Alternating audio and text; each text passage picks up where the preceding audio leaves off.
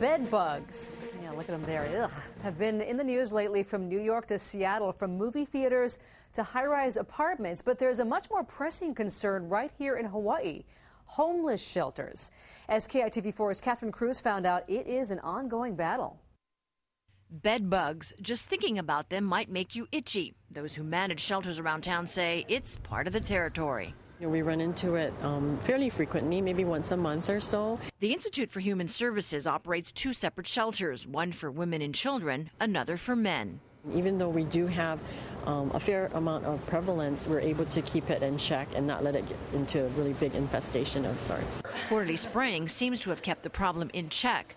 Across town in Kaka'ako, the manager of the Next Step shelter says his staff has had to be more vigilant with what people bring inside.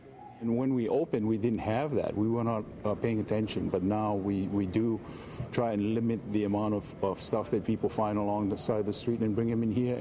Anything suspect gets dumped. During a recent sweep of illegal campers in Kaka'ako, some told us they were reluctant to go to the shelters because of bed bugs. But apparently it hasn't scared away the 200 people who have sought refuge at the old Kaka'ako warehouse, which is now at capacity. Once a month, clients here are asked to remove their belongings from the cubicle, and work crews then come in and spray the area. Families are also encouraged to use washers and dryers, whose high temperatures will kill off bed bugs and their eggs. And the shelter will provide clean and laundered linens. Langley says it's in the family's best interest to keep their living areas clean, but sometimes hygiene isn't a priority for some on the streets.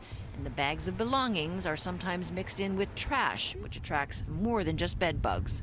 But both shelters agree they don't want bed bugs to discourage needy families from seeking help. Catherine Cruz, KITV4 News. State health officials say shelters have been asking for help with bed bugs, but the state eliminated its vector control branch because of budget cuts. So the nonprofits have turned to private exterminators to do the job.